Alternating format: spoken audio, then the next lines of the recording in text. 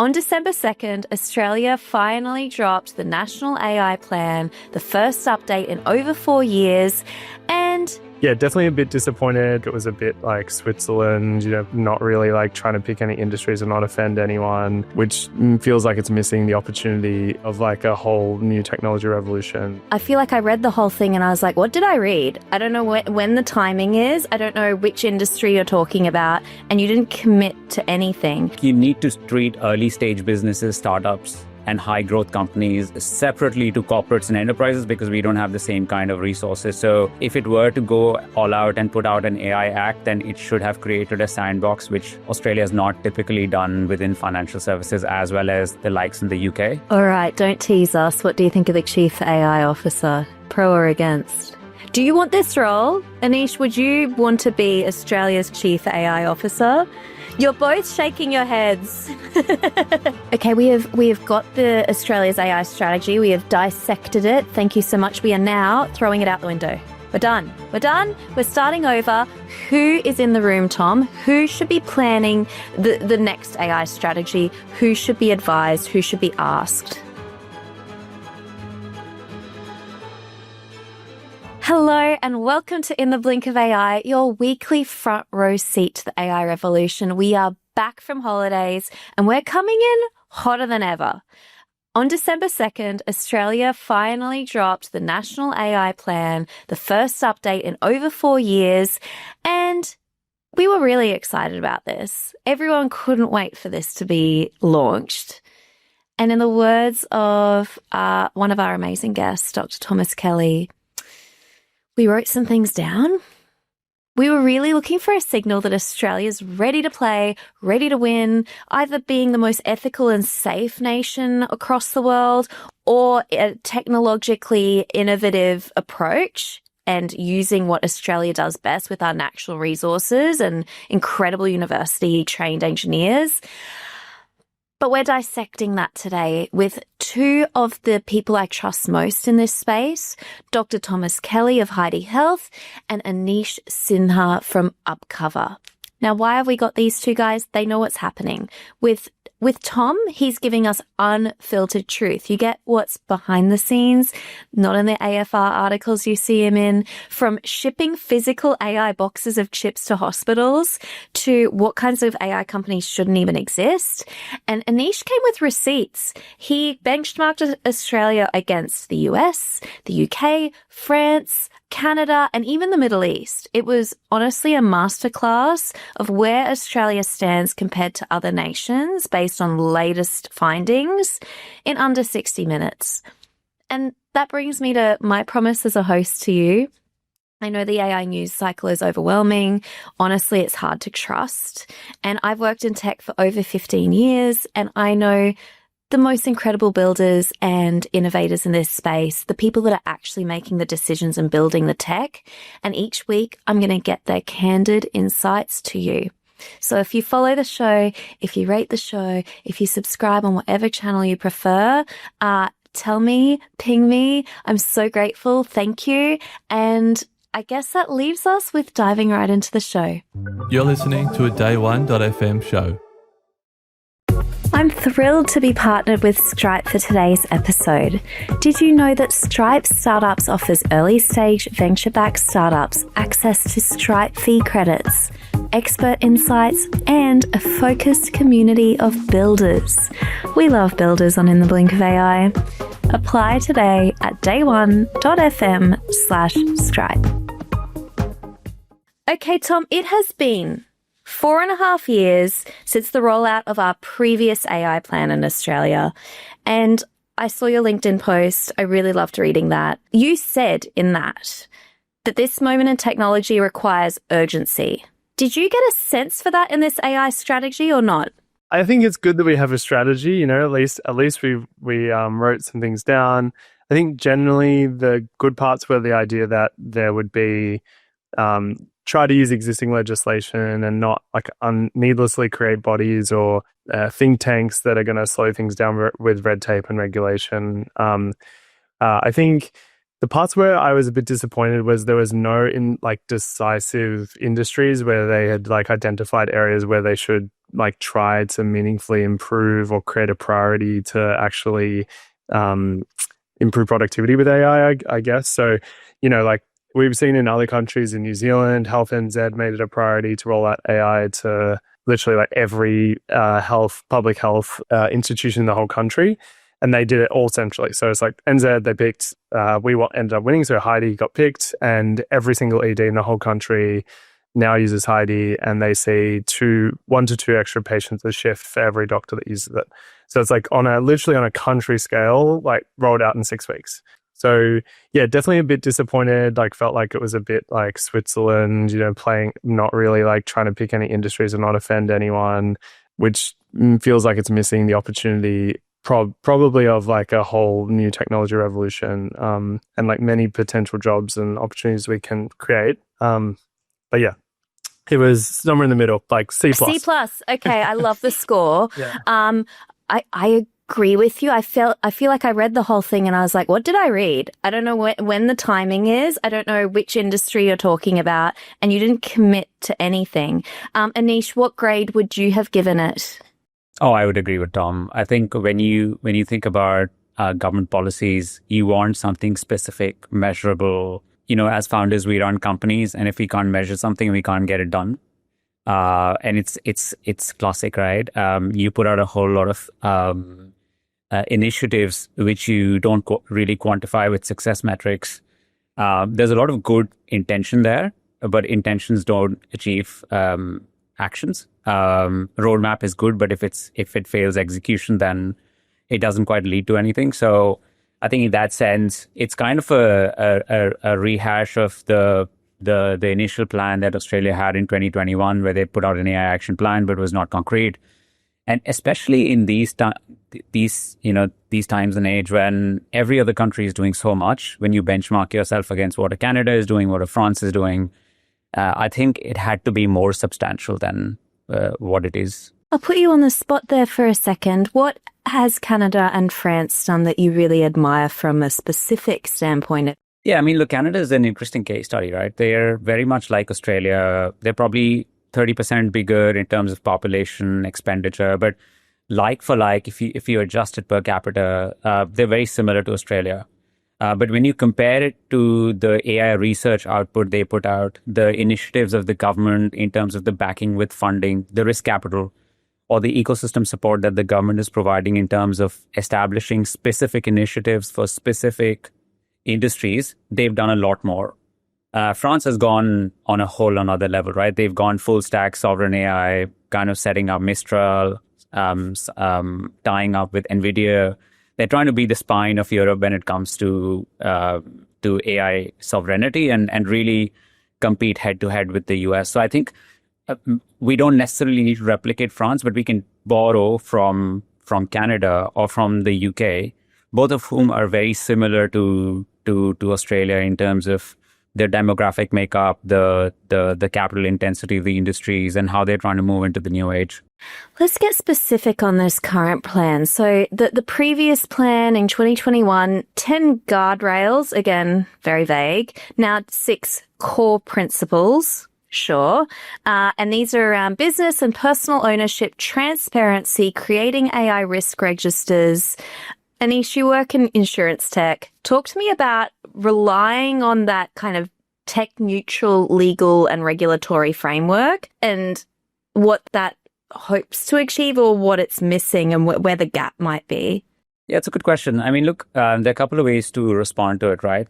One way to look at it is that the government hasn't burdened the business or the industry or the academia with an abstract 200-page AI act, which Europe has done. And we build in a regulated space. So UpCover has its own financial services license. We offer products. We have a general advice model. So we're always going through with a fine-tooth comb on what we can and cannot say when we're referencing insurer policy documents.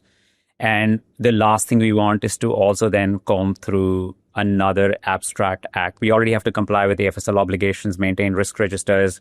We have ASIC, product disclosure and distribution obligations. apparatus standards. So if there's another AI act that we have to comb through to maintain and feed that into the register, it becomes quite hard, especially if it's vague. And these things tend to be vague unless you really involve the industry to say, okay, what are the sort of risk registers? What are the model evals we need to run? How do you log your decisions? All of that, if done that detail, is probably fine. But I'm glad that they've not put out a blanket AI act in some sense. And thankfully, it's tech neutral, so it gives us some leeway. And I think you need to treat early stage businesses, startups, and high growth companies in a different, separately to corporates and enterprises, because we don't have the same kind of resources. So if it were to go all out and put out an AI act, then it should have created a sandbox, which Australia has not typically done within financial services, as well as the likes in the UK. That's great context. And, speaking of fast-growing startups, Tom, you're in the AFR every second day.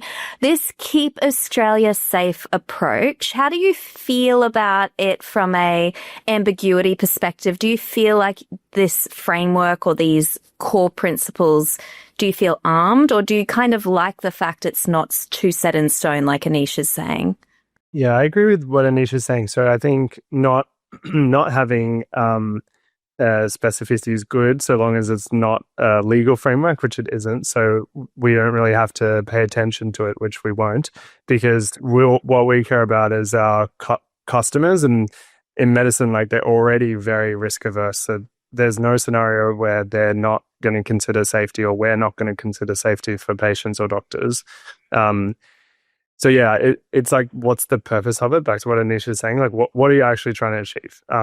I think if I was them, I would say, what are the areas in the economy where there is likely to be a slow uptake, or there are systems and processes that we currently have that will slow down our adoption.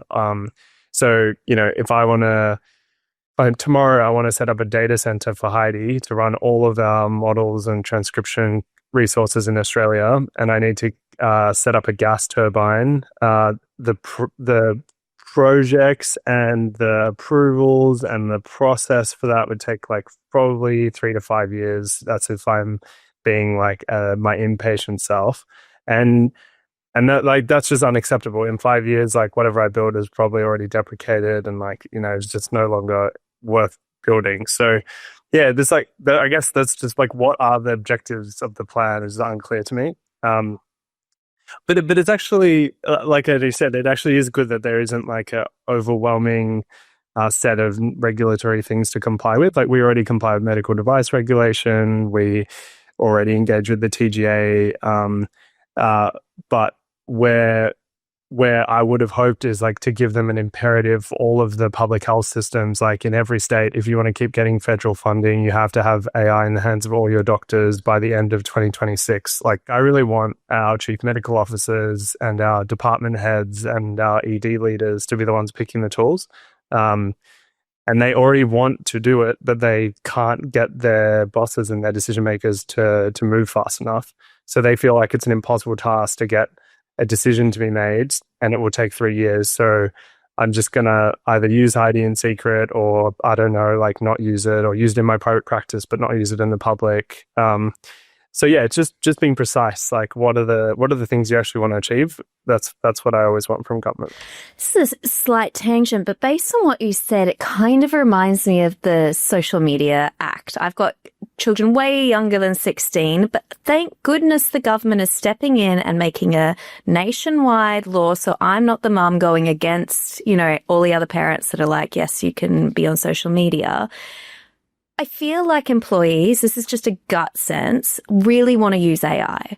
But when the government, to your point, is not creating any clear frameworks or guides, do you think that this creates a lower ceiling to adoption, Tom? I'm not too worried. I think because for most businesses, again, I think they probably just won't pay that much attention to it. So they'll just do what makes sense for them. Can we deliver better customer service? Can we build better products more quickly?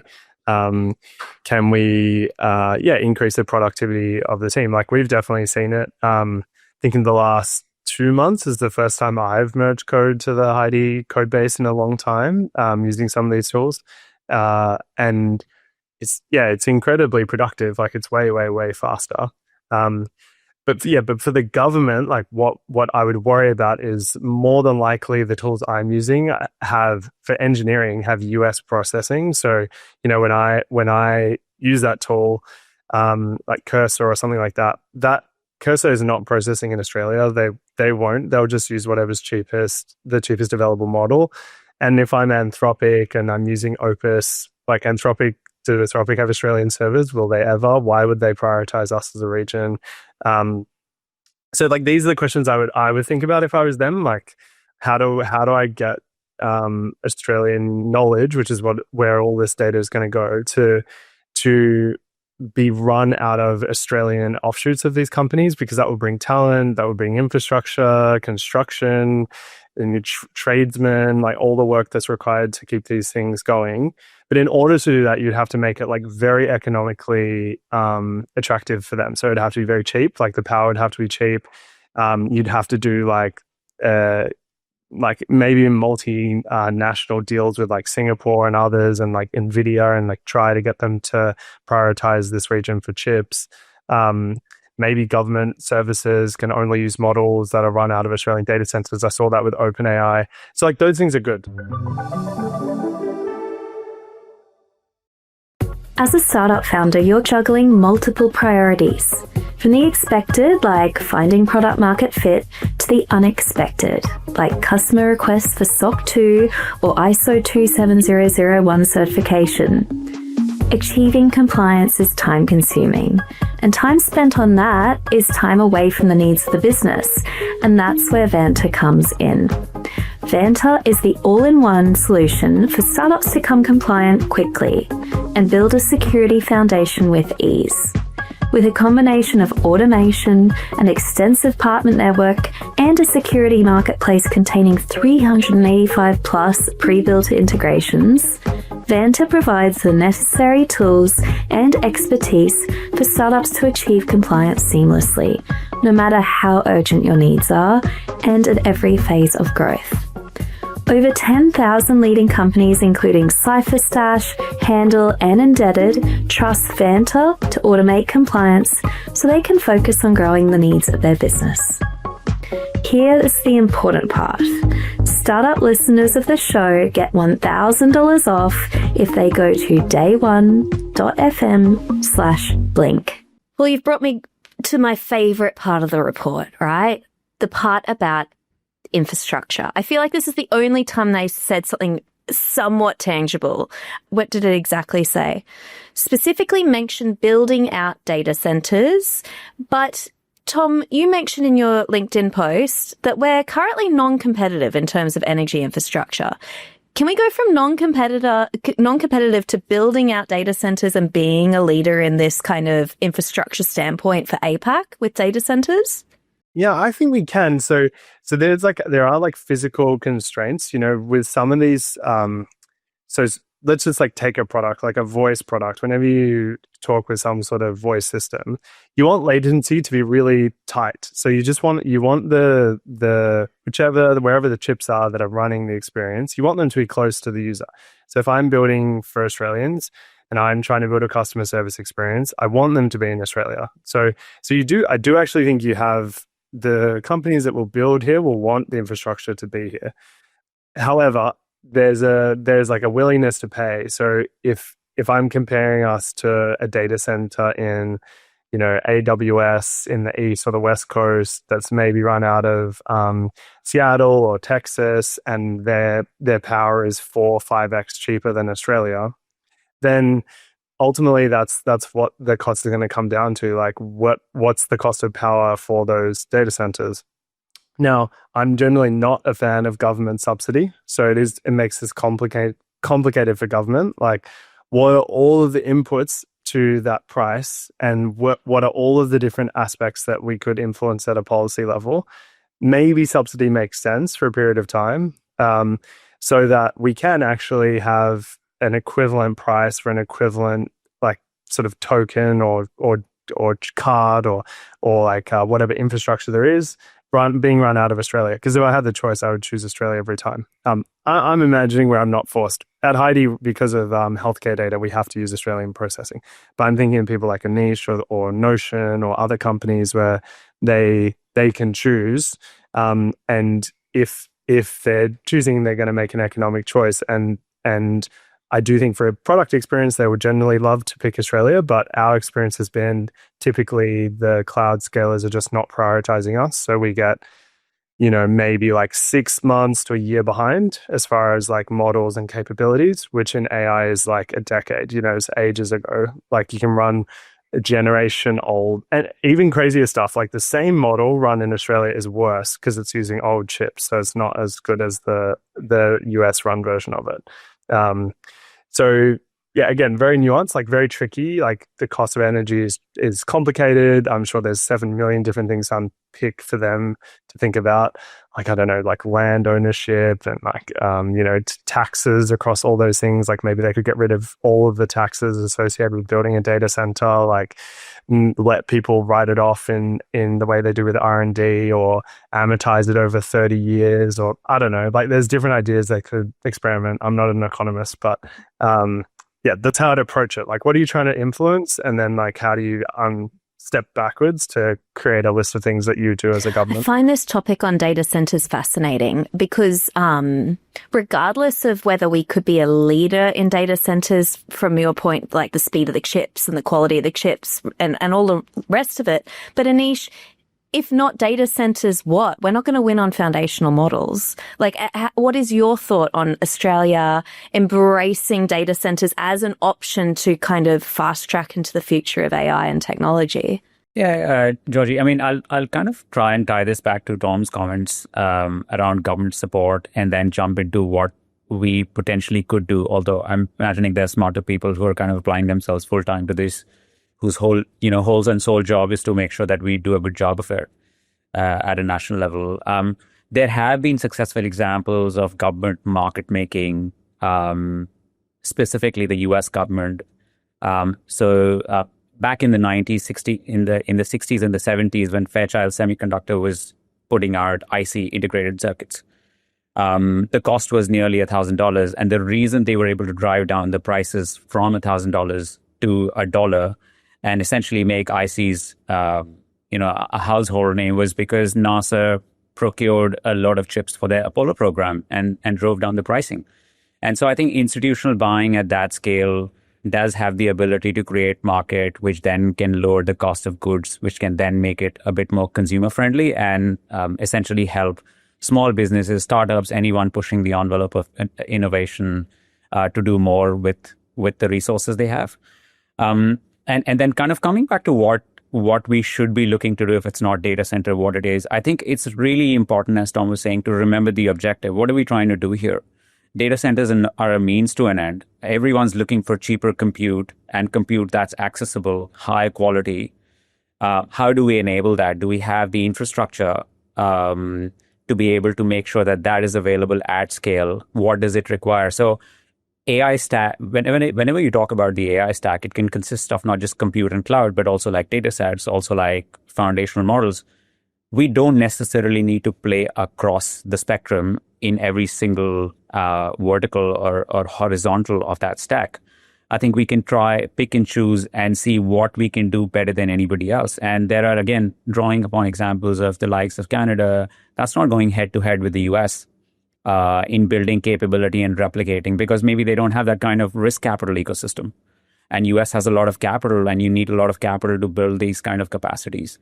There are others like the UK who've kind of tried to find themselves in a position where they can lead with the regulatory aspects of AI and become market leaders. I think it's really important for us to define what our identity is. France, as I said, is trying to take on the US and positioning itself as the alternative.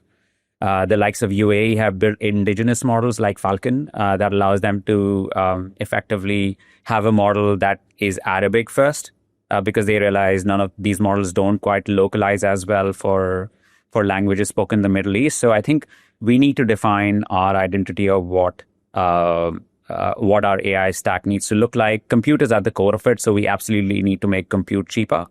And how do we make compute cheaper? Data centers is one way to do it. It's also by being able to support with government companies so that they require more compute. Our compute traditionally has been utilized by universities, not as much by businesses.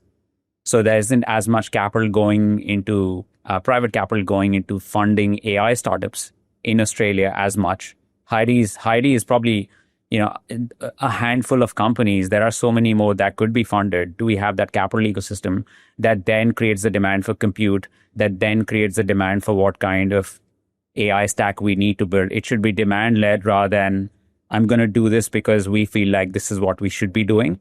I think our soul searching needs to be led by market than by a policymaker who feels like this is what the country needs and we're going to go ahead and implement it in abstract. Agree. And Tom, you mentioned that, Heidi has to rely on specifically Australia-based inputs.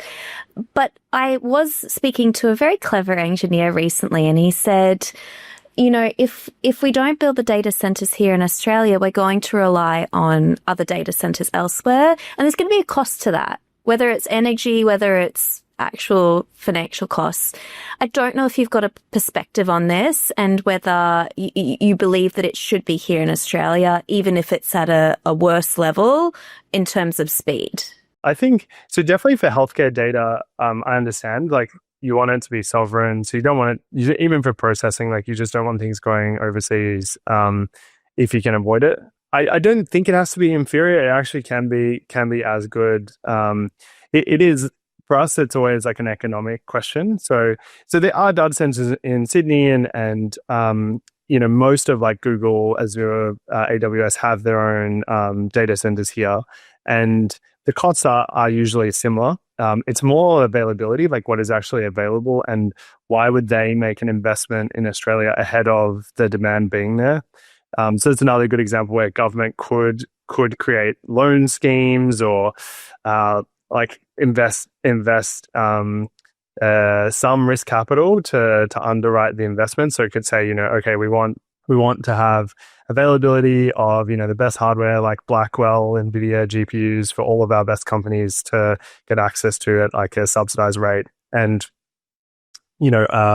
maybe Australian government, like any government funded institution, can only buy from companies that use that set of resource.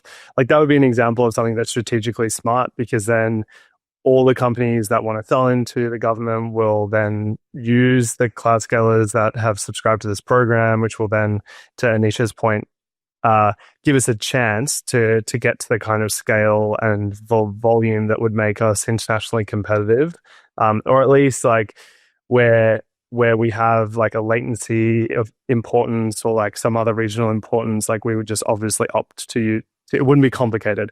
Whereas like completely unironically, like we are seriously considering sending boxes of hardware to hospitals that we build. Like that's how like like non-existent the infrastructure is. Like we're considering like buying chips, building like for those that were gamers, it's like a pixel collider. You put like 8 GPUs in like a big box and just like very simple, and then the doctors can like plug in their phones into it and then it transcribes or something. So I don't know if we actually do that. We're fighting for our lives, Tom. Like, oh my gosh, yeah, exactly. wow. Yeah, it's like you get Heidi and the like $50,000 box that does the processing. Anyway, so it's just the main problem with that is that the power requirements would like down the hospital, and we can't have hospitals with no power, like ICU and operating theaters. That's the issue. So anyway, I think the short answer is I do think this infrastructure will be built out locally. Like we'll definitely do some of it if we want it to be something that isn't just for like the regulated industries that have to, and it could be a strategic asset that gets used maybe by other countries and then something we export. Then there has to be some like precise forward investment where like you have to take some risk. You can't just like have principles and ideas. Like you have to have a scheme, like be precise, like, and you have to be able to lose, if you want to win something, which in our case would be like a bunch of jobs, and Australia being like a kind of AI hub or a token compute hub. then you would have to put some money at risk to actually make that happen, I think. Beautifully said. Thank you guys for the nuance around strategy and actually taking a step back and thinking about whether data centers is the right call. I was just of the camp of like, just build them. Like, what else are we doing, guys? Just build, like, we got all that like Central Australia to just build data centers. Yeah. Well, look, speaking of where the government is maybe putting capital, they didn't confirm. Anish, the AI strategy mentioned AI Accelerator funding to back local sovereign AI capability. You and I both came through some founder accelerators in our past. Some of us more successful than others, we might say. Should the government be playing here? Should the government be using capital in that way? Is that a good use of money, do you believe?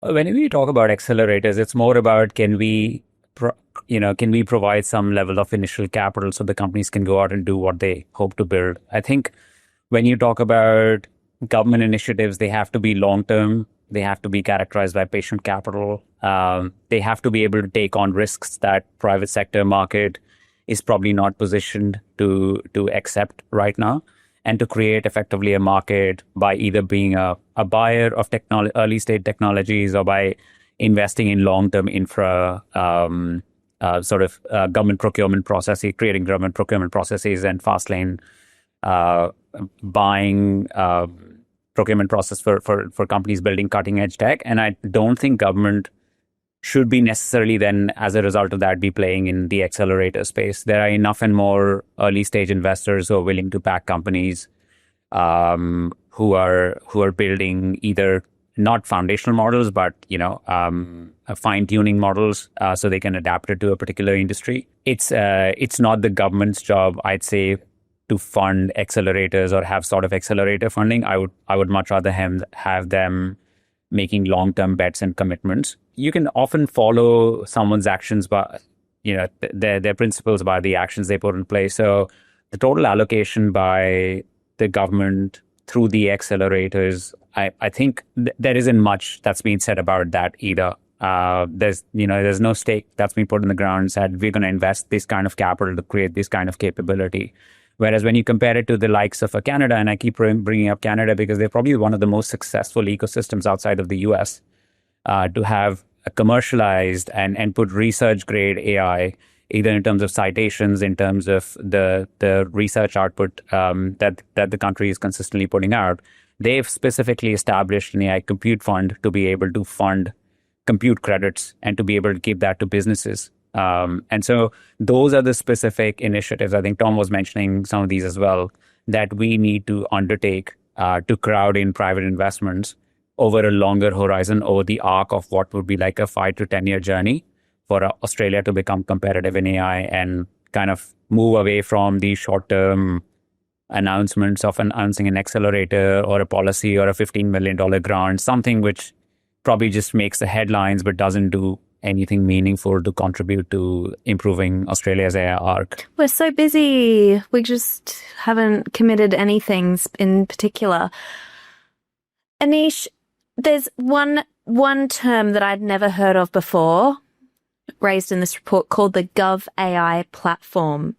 Be honest, what are your thoughts? Well, I mean, when you hear about it, you think it's some sort of an AI support for public servants. I think when you dig in a little bit, it's effectively for the public servants to have access to platforms like OpenAI, but in their own version, so that they're not uploading sensitive government public records into these private clouds and compute platforms. That's kind of my takeaway from it. And I think the government should make some sort of a infrastructure available so that people are not using their own systems on a private cloud. They should stay clear of assuming debt and building everything by themselves. Also, having said that, providing something is important. That's kind of how I understand Gov AI. And then, of course, the chief AI officer, which had to be announced because you always have to have a chief when you have AI, which is, that's my takeaway from what the Gov AI platform is, to be honest. All right, don't tease us. What do you think of the chief AI officer? Pro or against? Do you want this role? Anish, would you want to be Australia's chief AI officer? You're both shaking your heads. I think we're happy. We're happy building. Like, we build at the forefronts of kind of technology in our sectors because we feel like we get to like touch the live wires and really improve customer outcomes. In our industry, it's one of the least. There's the least amount of tech that's around in any of the industries, probably comparable to healthcare. Although I'd say like it's even more anachronistic. So I'm happy building in our sector, and I don't want any policy titles or anything like that. Stay away from me with the chief AI officer of Australia. What about you, Tom? Do you want to pivot your career into the chief AI officer? And look, what does it look like if they succeed in that role? I don't even know what that would look like. Yeah, definitely not. No, thank you. Yeah, I think from our, like, this is, again, I always think of any role in my own experience, and where these initiatives come from an external team, they always fail. So if they were to succeed, you'd want them to somehow like enable the existing services to be more effective. A good example is, so recently Anthropic released Opus 4.5, and I really think it's a meaningful leap in autonomous coding and designing. So it's like incredible. You can build whole websites, like all your internal tools. Like, it has me wondering why we should have any SaaS subscriptions at all. But even the engineering team, they're so busy with their work. They were using Cursor, but they were using the previous model, and they hadn't even updated to the newest one because they just gotten used to using the ones they had used. So for us, enabling the team and then helping them to like rethink how they maybe should do their work based on the new capabilities is actually useful. So I guess Chief AI Officer would hopefully partner closely with the main like operating teams. No slide decks, no like presenting strategies, no like 10-point analysis of like what's going on. I think just like work with the partners, understand what problems they actually have, where is productivity at its worst, and then just start to try to implement useful tools for the people that work in the different departments or services. Maybe one quick thing on sovereign AI, just to go back. I just double down, totally agree with Anish. Like, complete waste of money, should not be invested in at all. Like, if a company needs to be subsidized by the government to be competitive, then it's like not a real company and shouldn't exist, most likely, unless it's what Anish said. It's like building something deeply technical that couldn't otherwise exist unless you had like a 20-year time horizon that a private investor never would. And what do you mean by that? Like, what could that even be? Like things like the quantum investment. I know it's like sort of controversial, but that is an example of something, right or wrong, to do it in the way they did it, is something that a government could and should do, because what they've secured is that if quantum turns out to be an important technology, and if PsiQuantum is one of the meaningful companies, then one of the largest quantum computing projects will be in Australia. But that may happen in 2040. Like, who knows when and how it's going to be useful. But now, like, that's an example. It's like, yep, we put the money in the ground and we see what happens in 15, 20 years. Another good example would be education. Like, do you invest in some sort of schooling model where it's like completely AI driven with some sort of like remote education workforce? Because again, like that, or like incentivize companies to build in that model and give parents a way to actually choose schools that adopt this new way of educating people. But then you'll see that generational impact in 20 years. So it's very hard as a company to get that to happen, because the schooling system is like never gonna ever innovate in that way. They'll create like teachers tools or like maybe curriculum innovation, but like if you wanted to do like what would it look like if it's completely AI led and you have teachers available, but you're no longer like you're going in person to spend time with other students, but it's just like a completely different model. That would be something a government could invest in over a period of time to see what would happen. Do the students have better test scores? Do they perform better? Are they happier? et cetera, et cetera. I love this. So, okay, for listeners, if you're not aware of PsiQuantum, it's a very successful, exciting startup that came out of Queensland, or the founders are from Queensland. Definitely look it up if it's not on your radar. Just before we move on to the workforce, you touched upon education. I was disgruntled by this report because some universities are saying you can't use AI at all. And it's often professor specific. And then others are like, use AI, just tell me how, like, source it. And you know, I expect you and want you to use AI to create better answers. Do you think this report should have covered that? And I don't know what that is. I don't know what I'm talking about, what we would define that is, but I really wish we had an approach, Tom. What do you think? Yeah, I just think of like target areas where the government can sort of like provide advice or an impetus, or basically like energize an otherwise like glacially slow public system. And it's just like that is the way it is. Like, it's very bureaucratic. There's no incentive to be a change maker. There's no profit drive. Like, the funding's always going to be there. So like that is where the government does play a role. So all our public schools, you know, they educate our future generations. Like, the quality of the how we educate our kids is what Australia will be in the next 100 years. We'll be always like that.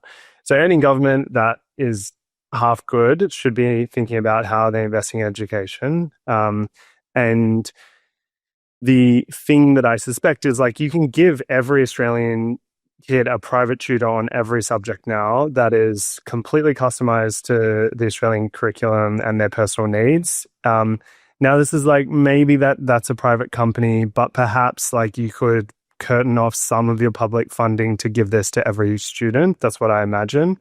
Now, this is like getting into the details, but I just think, like, okay, all public schools have to have AI tutors in, like, every student gets an AI tutor for math, English, like the sciences, and humanities. And, you know, we're going to like subsidize any company that does that, you know, fully for 3 years or whatever, or tender for it, or, you know. So I think like it's just a target area that they should go after. It's one where there's unlimited future upside. If we do this well, you know, we get more educated people entering the economy as they graduate. They're going to be more innovative. They're going to start more companies. You know, these are good things.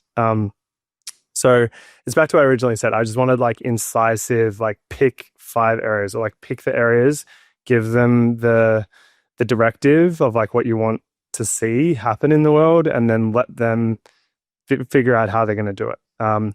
Or like maybe your chief AI officer's job is to like make this happen with each of the ministers across these portfolios. Like, that's also a good idea. But just like be precise. I am forwarding this to the AI officers. Like, guys, here's a direction. Go democratize education, please, and let all students have access to the world's internet, please. Anish, let's talk about the APS AI plan. Really rolls off the tongue, this one. Safe, responsible, coordinated use of AI across government. What do you think this could even look like? Because I don't know. I'm trying to picture it. I don't know what this is. I think just trying to understand what the government does, and then how can AI support it, and how can AI support the public servants who are part of the government machinery, storage of the data that they are putting in, evaluations around decisions and government budget allocations. How can AI enable in drafting better policies? I think the government is largely trying to achieve all of that with this Australian Public Service AI plan. Create some level of sovereignty so that our data is secure, because even though even if they're stored in data centers here in Australia, the US companies still can make that data available to the US government under certain kinds of legislations that the government has passed, like the Clouds Act that allows US government to access that data. So I think it deals with a whole range of issues there. I think it's fair to say that just as we expect employees in our companies, I mean, at UpCover, everyone's got access to the tools, and we don't really cap out the use of AI because we want that to become second nature. we'd want public servants to have access to the latest and greatest in AI, so sort of a co-pilot. And I'm sorry to cut you off. Your employees at UpCover, bleeding edge of innovation. Do you really think this APS AI Institute have the knowledge and awareness to deem what's risky and what's not? Are these public servants, like, I've worked in the public service and I feel like we're not at the coalface of innovation. How do you feel about that? Yeah, I mean, look, I think at the end of the day, the government doesn't have all the people from all different industries, but it definitely has the resources and the mandate of the people. So I think when it thinks about doing good or constructing something as precision, as detailed as possible, it needs to get the right stakeholders in the room. And that's how we empower public servants to get the right information so policies can be made. Have you involved builders? Have you involved those who are most likely to be impacted? Communities. Tom was talking about educators, schools. How do you create that sort of a group of people who can then come in and contribute? But to kind of go back to what the APS AI plan might also entail is around, I think we haven't spoken enough about the safe use of AI. And so I think there might be some consideration from the government on how what responsible AI might look like as well, because I think in the US, they've kind of gone in one direction with letting market forces dictate and build and progress, whereas the federal and the states seem to be at loggerheads, trying to undercut each other with what AI can and cannot do. So I think there might be some role that the government might play with their AI Safety Institute. But that's kind of what I make of the APS AI plan. We'll see what comes of it.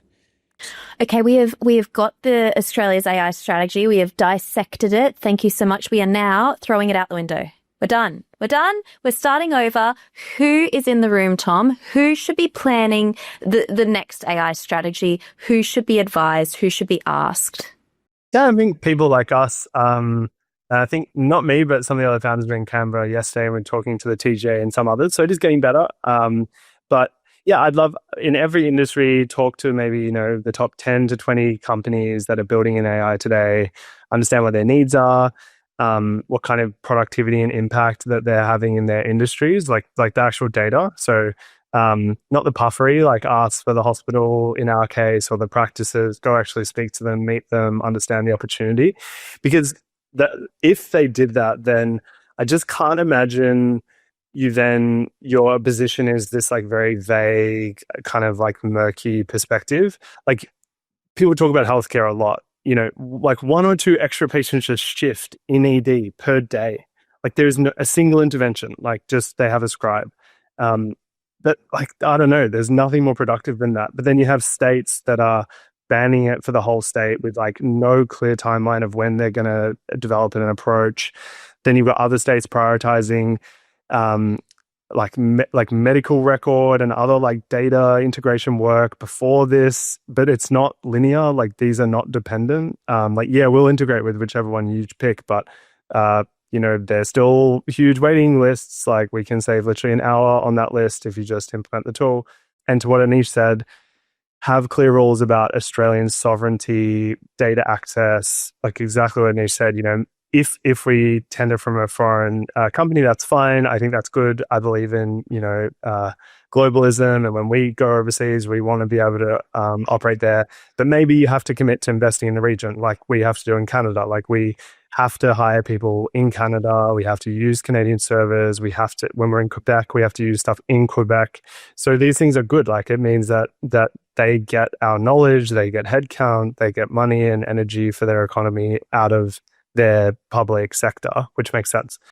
Anish, Tom said something on LinkedIn, and I'm going to get your take on this one. He said that he would have liked to have seen innovation by default, but targeted, proportionate consequences for bad actors, right?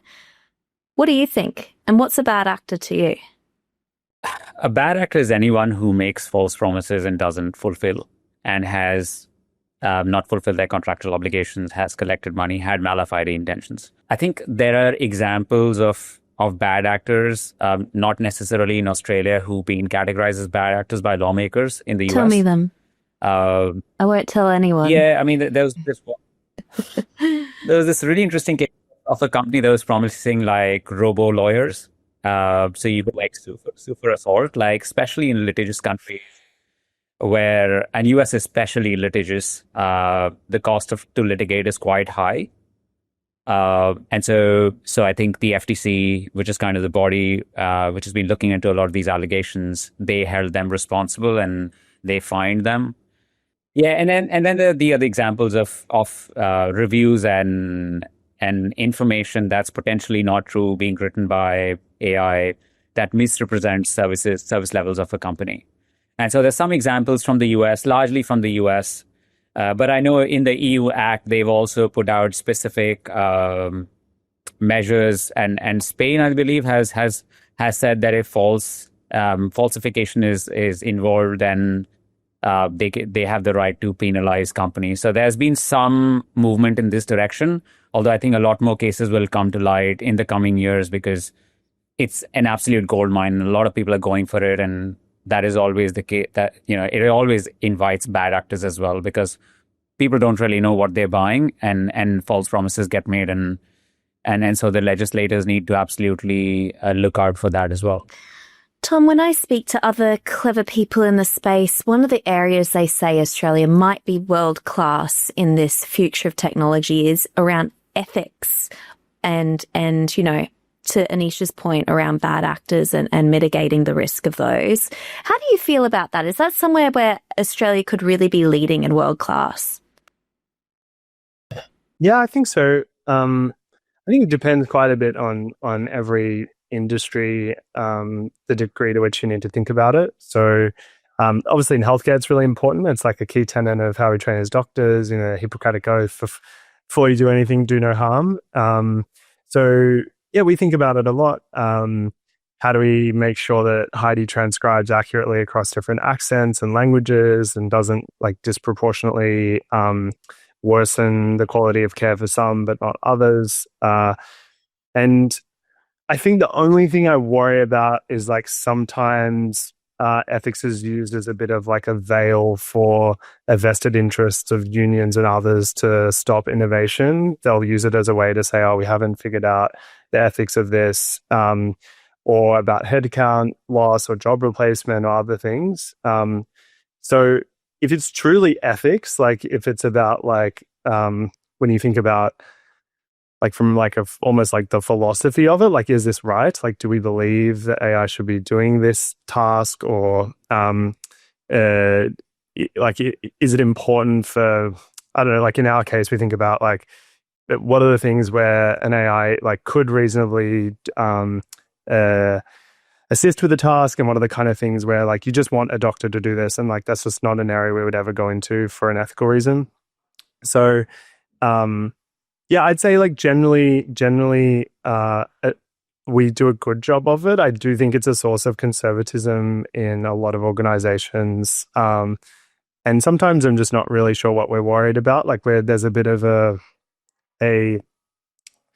bias to what we currently do and protecting the current as if it's perfect. But actually, if that's the attitude, then, why aren't we still riding horses? Like there's a lot of innovation. You have to consider the danger, but you also have to consider the cost of not adopting the technology when you assess it.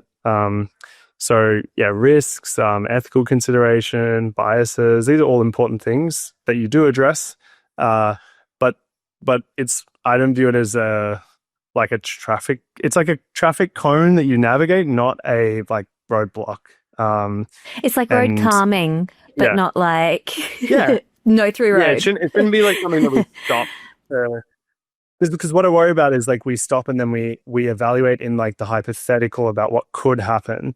But then like this happened to us in New Zealand, the Maori population, we engaged like extensively as part of that New Zealand rollout. And there were many groups that had a lot of concerns, but then in practice, the experience that there's lots of different communities had with Heidi was far superior. Like they got their notes transcribed in language. They got patient explainers in either te reo, which is the Maori language, or in English, which is something that they never would have otherwise been able to do, like instantly after the visit. So again, there's like these, but in the hypothetical, you would want to then do research studies about how good is the English transcript versus the Terrell transcript. But like compared to the current standard, it's just so much better. It's still an uplift. That is fascinating. Okay, lads, we are at the sprint end part of the show. You have touched upon most of these, but this is probably going to turn into the social 1-minute clips, okay? So I'm going to challenge you to try and answer in a sentence or two each of these questions. Are you ready? Tom, what's the easiest, lowest hanging fruit that Australia should be doubling down on in the short term, in the first half of 2026 when it comes to AI? Getting AI tools in the hands of every employee and trying to get infrastructure to be the best locally. No pressure, Anish, but Tom just nailed it. Anish, is sovereign AI really a space that we should be playing in, and why or why not? We should be playing in sovereign AI when it comes to critical sectors like defense, healthcare, finance, where we have to hold data, where we would not want proprietary data to be available to private enterprises based in other countries. We should not be looking at building and innovating across the AI stack. I think that's a recipe for disaster. We should pick the battles we can win, be really focused, define targeted outcomes, and then, just go really hard at deploying risk capital so we can get to the outcome we want rather than be vague about getting superior or becoming superior at AI. Nailed it. Tom, can we just clarify this once and for all? Can Australia compete on foundational LLMs? No. No, probably never. We can compete on fine-tuned models for specific industries and applications, and I actually think they're going to be the more valuable assets in the long run. Beautiful. Anish, which nation should Australia be looking at when looking for inspiration in AI policy and innovation? And who should we ignore or completely disregard? I think Canada would be my pick. They have the highest per capita level of research, citations on AI. I mean, it helps that they have Geoffrey Hinton, who's the godfather of AI, who's a Canadian. University of Toronto. University of Toronto. I think their government has taken sharp steps towards ensuring that competitiveness because a lot has changed in the AI space in the last decade.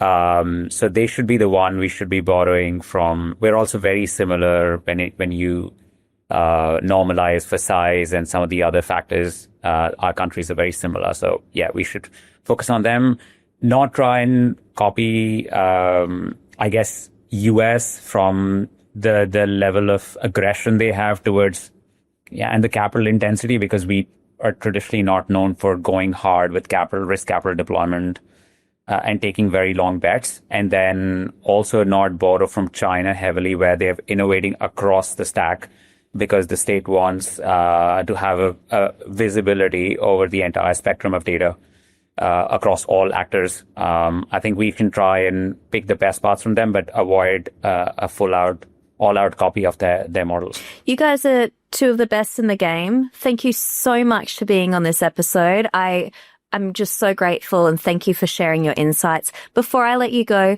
Tom, Anish, I'm going to let you go one at a time. Share where people can find you, where they can follow you, and how they can support.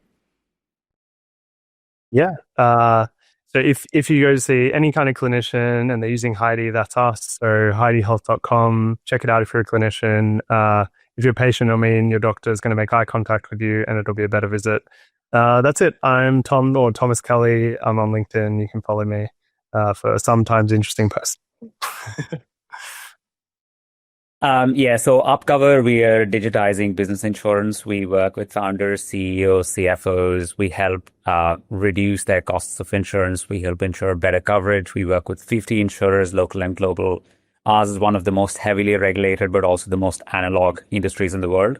And we are trying to move that needle of digitization further and further so we can ensure better outcomes at claims time, in underwriting, in insurance broking. So if you're a business owner, if you're a platform, if you run AI models, or you serve coffee to customers, you buy insurance to be in the business, and try considering UpCover as your digital insurance broker. So you can find us on upcover.com and I'm the founder, so you can always find me on LinkedIn as well. Thank you, lads. And listeners, if you loved what you heard from Tom and Anish, these are previous guests of the show. I strongly recommend you go in the back catalogue and listen to their episodes. Thank you so much, guys.